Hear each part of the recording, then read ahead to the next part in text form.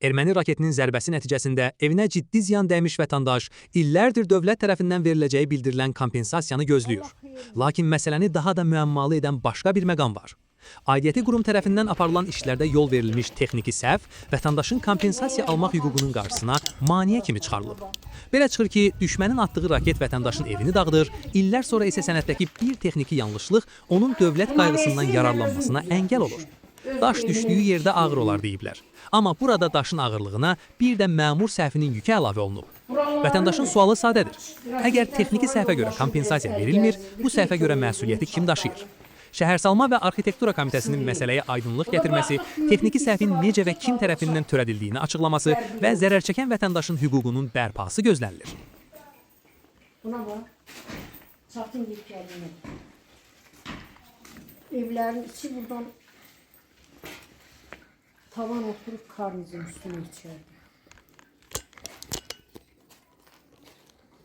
Bu deyir ki, texniki səbət çox köhnədir. Buranın layihəsi çəkilibdir, üstə gəldi deyir texniki səbət. Bəli, bax, buranı mən özüm tikmişəm, asan otururam onu. Bax, bolqa var əllərimlə. Bu sanitar qovşağı da, buranı da, bu xınanı məhbəri. Bunlar dağılan yerlərdir də, özün təzədən tikibsən. Ay sağ ol, hə, bəli. Özüm tikmişəm, təzə tikildi. Yanaq qulluqla tikildi. Bax, gör raketlə günə salıb. Şiferlərə bax, para, təzə şiferlərdə hamısını özüm evimin artıq qalan şiferlərdə qoymuşam üstünə.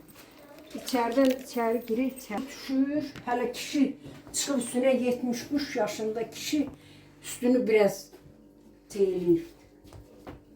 Dam örtüyü dağıldığına görə su içəri verir də. Bəli, ev də belədir. Ev də bu gündədir.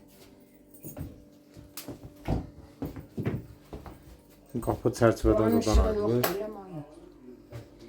Hamısı çərçivə görsən yerindən nə qədər oynayır. Bunu yenə deyirəm, mən özüm təzə tikmişəm. Bu texniki səhvə nətər düşə bilər?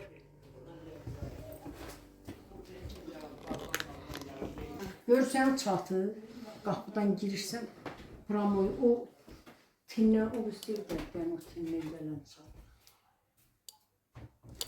Burada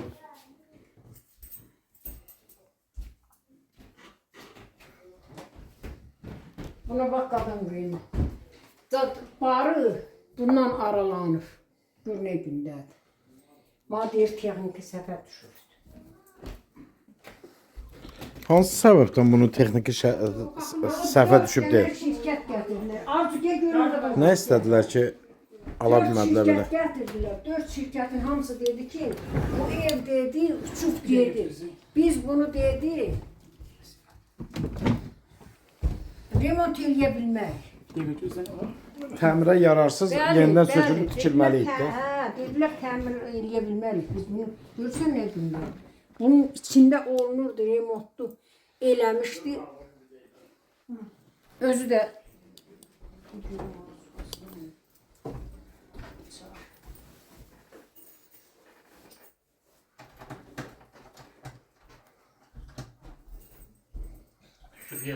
Var yok böyle.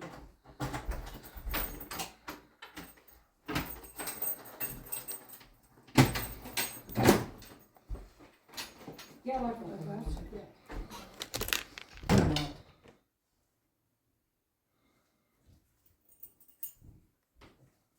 O ikinci oradan parçalanıp təpəsi üstə yuxarı qədər. Ona demir aboy vurursunuz da sonradan yadımdadır kız vurdu onu. Çapın üstüdür.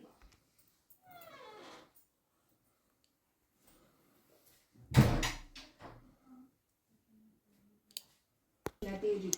Bu yerindən buradan çıxıbdı. Çərçivədir. Çərçivə bəli. Bunu nətər mən çöldən deyim ki, falan yerdə falan çıldır sən onu çək.